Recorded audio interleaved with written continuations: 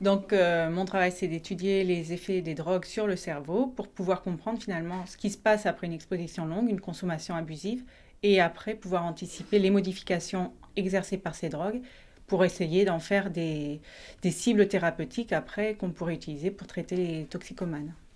D'accord. Voilà. Et moi, j'étudie ça en fait à travers des modèles animaux.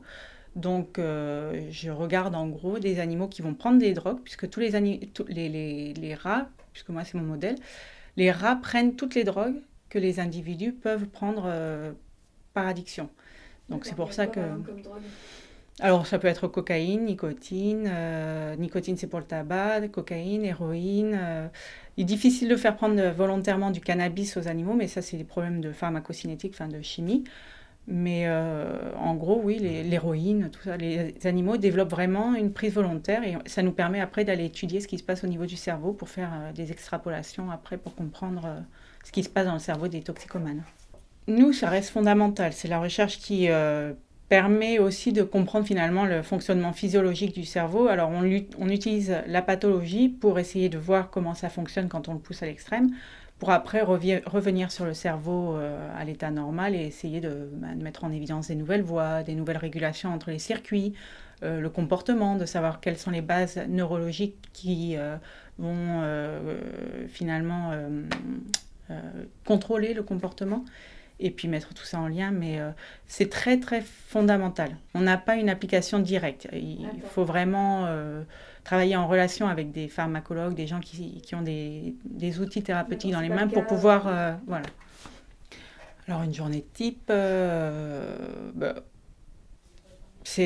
on prend des animaux, enfin en fait comme je travaille sur le comportement animal, donc j'ai mes animaux qui tous les jours prennent de la drogue pour pouvoir entretenir cette consommation abusive et voir donc l'addiction.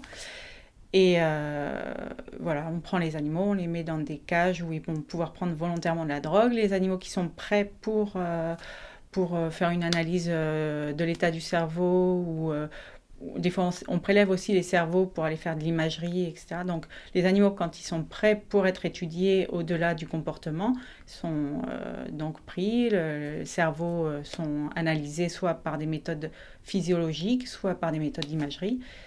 Et voilà, donc moi je prépare les animaux. Après, selon ce qu'il y a à faire derrière, je sais pas,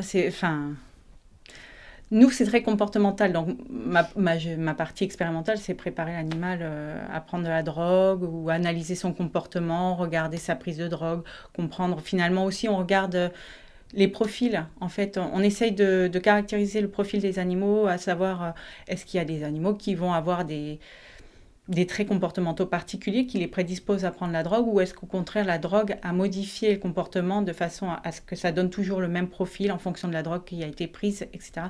Donc en fait, moi, vraiment, je m'attache à l'étude du comportement et à la mise en lien des différentes composantes comportementales qui peuvent aider à identifier un phénotype d'addiction, par exemple.